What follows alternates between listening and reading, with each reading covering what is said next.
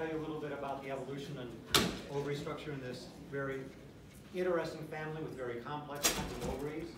We'll start out with just a little brief overview of the ovary anatomy in these two families. Zingiberaceae over here on the left. You can see that they have basically the same kind of ovaries as in the Costaceae over here on the right, with some significant differences. One of those main differences is the presence of the nectary. So in the Costaceae, there is a nectary here at the top of the septa. It is almost certainly derived from septal nectaries, but no one has really shown that completely definitively yet. Over here on this other side, on Zingiberaceae, it's even more of a problem. The nectary sticks up above, and it's called an epiginal nectary. There's nothing in the septa. We're not going to talk about nectaries very much today. Really, I've said just about everything I'm going to say about the nectary, but I wanted to point out this really major difference. You might also notice there's some big differences in the distribution of the ovules, but we'll come back to that in a second. So I've tried to do a nice sampling across the phylogenies. This is Kress's 2002 phylogeny of the Zingiberaceae. Since the time I prepared this slide, we have about doubled, mostly undergraduates and I, have about doubled the sampling in here. We're still analyzing the data, so I'm not going to talk about it today. So these are the ones that I'm talking about today. This is Speck's 2006 phylogeny of the Costaceae, again showing the sampling, and we haven't quite doubled the sampling through there, but increased it also. I had the good, horrible fortune of running into Chelsea just a minute ago, and so this phylogeny is now all wrong. So you can just ignore everything I'm going to say from here on. Here's the phylogeny that we're going to use today. Zingiberaceae is going to be on the left here, Costaceae is on the right, and you're going to see this tree a bunch of times with characters plotted on it. But let's come back to ovary anatomy. Zingiberaceae first, and then Costaceae. I have looked at 5 different regions in the ovary, but we're not going to talk about today about the lower, below the locules and above the locules. We're mainly going to think about the locular region at 3 different levels. Here at the quarter locule, mid locule, and 3/4 locule. And there are changes at these different levels, some very significant changes in some species. In this one, Zingiberaceae, mainly what we see is at the lower regions, we have very thick septa. Here the septa become, in the middle become kind of medium, and then very thin here. But there are other more subtle changes that take place. And in some species, like in Costaceae, the changes are not so subtle. So we have in Costaceae in the lower regions, as a broad overview, we'll see some variants, but trilocular ovaries with ovules on the septa themselves. And then at the top, this huge nectary in the septal region, in 2 of the septal region, the other septa does not have anything in it. And then the locules have no placenta. One of the locules here is a little bit smaller than the others. And that is in a broad generalization true of all of the Costaceae. So that's our broad overview of ovary structure. Ovary sizes, there's a lot of overlap, as you can see, between the 2 families. The dividing line runs down here. Tend to be a little smaller in the Zingiberaceae and tend to be a little bigger in the Costaceae, but there's lots of species that overlap in size. But these really small ones are only in the Zingiberaceae, at least as far as we've seen. I'm not going to try to show you evolution of size. It's really, we haven't tried to quantify it yet. We just don't have big enough samples of these. When you section things, you're lucky if you get 1 good flower. 2 good flowers if you want a longitudinal section. Number of locules. As it's a monocotyledon, I'm sure you're not too surprised that trilocular ovaries are common, but they are not the only kind of ovary we're going to find here. So in Zingiberaceae, there's trilocular, Costaceae, trilocular ovaries. But we find some other weird kinds of things. We see these kind of, what do you call that? Is that a unilocular kind of ovary with septa protruding into the center and then the placenta at the end of those septa? Here's a bilocular ovary at this level. It's different at other levels. You can see that the other septa was there, and there are ovules on that septa at a different level. In the Zingiberaceae still, there are these weirdos, which we'll come back to. This one looks kind of unilocular. This one we're just going to have to describe later. This is a variant. This is Hadicium coronarium. It is a normally trilocular species. just by chance, we sectioned a very unusual ovary of that, a bilocular ovary. So that was nice because it lets us look at what effect changing locule number has on other aspects of ovary anatomy. Costaceae, we said about trilocular. There's these two different bilocular species. They look very different from each other, and you might just think from the anatomy that perhaps that was independent evolution in those two cases. When we plot it on the tree, we're making the tree kind of small here, so you can't see what the taxa are there. That's because I'm going to look at broad patterns. If you're interested in the individual taxa, please see me later. We can look in detail at the tree and what the names of all of these are. I did forget to tell you that these scale bars are all 1 millimeter, and that's true all throughout the whole thing. And so that first slide where we saw sides, all of those were scaled to size. So those were all correct relative sizes. I think that was implied. Let me talk about the text that's on the slide. The main text is over here. All of that's going to say from mosquitoes that we did likelihood reconstructions. You can pretty much ignore that. That just says likelihood, likelihood. They're all likelihood. The colors are going to tell us something about the evolution of these, and I'll walk you through the most important points. So number of locules, we see that it varies at the different levels. So we have locules that are trilocular all the way. We have one, the one that you've already seen, globa, that is unilocular all the way. And then there's these other weird things, 2, 1, 1, 2, 2, 2, 3, 2, 2, that are distributed across here. Not surprising, trilocular ovaries at all levels reconstructs as the primitive condition. Fits well with what we know in the rest of the order. And then the independent origin of 2 locules. We saw those 2 morphologically distinct ones there. Not that surprising with independent origins there. And pretty much independent origins of all these other kind of weirdos at this stage. Increasing sampling size may change that story a little bit. The placenta is really complex. I was just really astounded by the complexity of the placenta. I have played a lot with how to code these characters. It's not really straightforward how to code these, not at all straightforward. I'm going to show you one possible coding. I am not promising I'm going to publish this coding. You'll see some problems with it already. So let's look at some of the variation in the placenta. This is Zingiberaceae. We'll look at a couple slides of Zingiberaceae. We see that these are all trilocular species.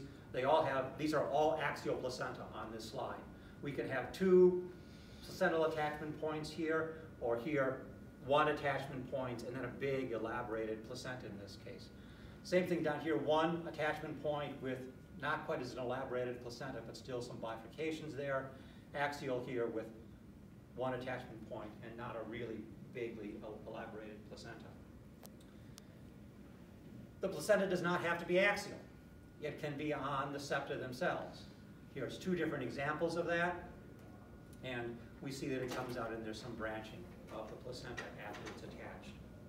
And then we've got the weirdos, the unilocular ovary and globa. It looks like it must be marginal placenta, but there are little tiny septa there, and the ovules are attached on those septa. So clearly derived from a trilocular ovary. Scaphoclamus, at the lower part of the ovary, 1/4 locule, it is trilocular and there are no placenta. At the middle locular, you can see the septa project upwards into this, what I'm calling unilocular part of the ovary, and at the top of those septa, there is 1, sometimes 2, mostly 1, ovule attached. So it kind of sticks up at the top of where those placenta are, and then at the upper part of the ovary, at the upper part of the locules, it is all unilocular, and the ovules stick up in there. And boy, did that take a long time to figure out. So here we have the Costaceae, trilocular or unilocular, axial placenta here. Here it is on the placenta are on the, I can't think of septa this morning, on the septa. And those are the 2 main kinds of patterns that we would see. However, on the septa, we can see there are 2 attachment points here. So each septa has 2 attachment points. That's going to give us 1, 2, 3, 4. You'll see it in a different section here. Attachment points per locule. And we'll look at that number of attachment points per locule as one of the characters. Down in Monocostus, I am calling that axial. You could argue that that should be called septal. There's one of the problems we have. What do you call something like this, where the axis and the septa are the same thing? Number of placental attachment points. 1, 2, or 4, we talked about the weird case over here, 4. These are two subspecies of the same species, Costas guaniensis. Chelsea is smiling. I learned to pronounce that, smiling, I learned to pronounce that incorrect. I'm still trying to correct my pronunciation.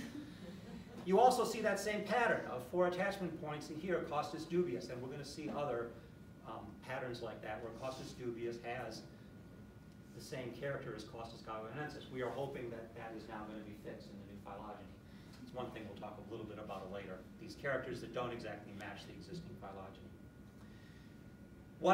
2 attachment points over here reconstructs as the ancestral condition. It's very common across here. Here we see it in a species, Siphonochymus. And then we have 1 attachment point that we talked about in Pediculum and Zingiber.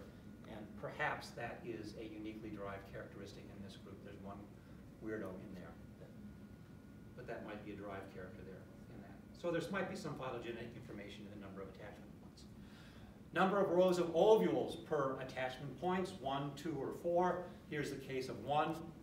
Here, this is the case of 4. So the placenta comes out, bifurcates again. Each of those final bifurcations has 1 row of ovules on it, so 4 row of ovules per place that attaches. You see, you could have coded that in a very different way. But this is where we are right now. So there's 2, and here is 2 on the septa. Placenta comes out, branches into 2 attachment points. This way of coding it, though, gives us this characteristic here in a nice monophyletic group over here. So there is maybe some signal there. 1 attachment point here reconstructs as ancestral, and that you find mainly over there in the Costaceae, with some maybe independent origins here of this pattern of 4. The pattern of, what I mean by pattern of placental attachment on this slide is this, whether the locule has axial placenta or septal placenta at the different levels. And it can vary at the different levels. I'm not going to run through all of these, but you can see axial, axial, and then none. That's a very common pattern we see up here in the Costaceae, as I've already indicated. And here it is again represented by 1 species of Costas guaniensis. So that really could be coded differently because this pattern is unique in the Costaceae. If we look just in the genus Costas here, we see another pattern where it's septal.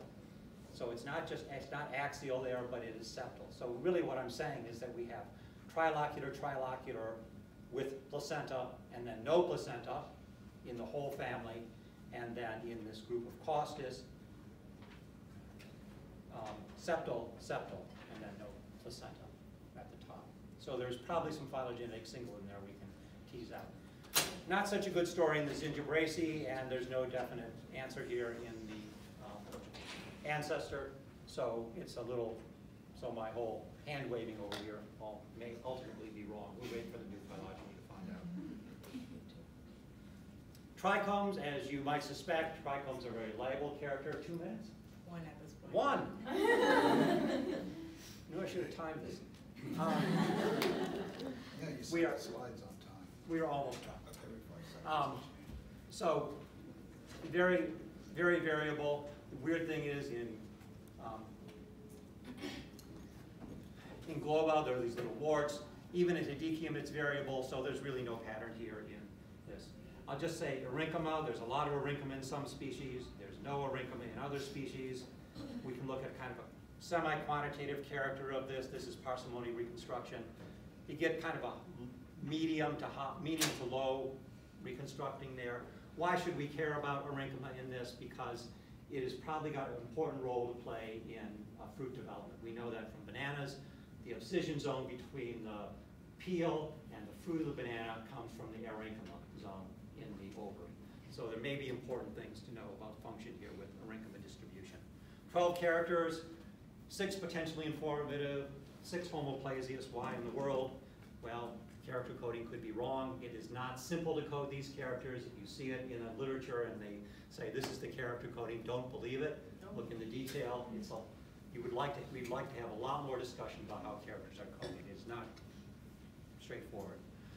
Might be useful at a lower taxonomic level, and we know now right here that the phylogeny is wrong in places, and so that may be the reason why some of these characters aren't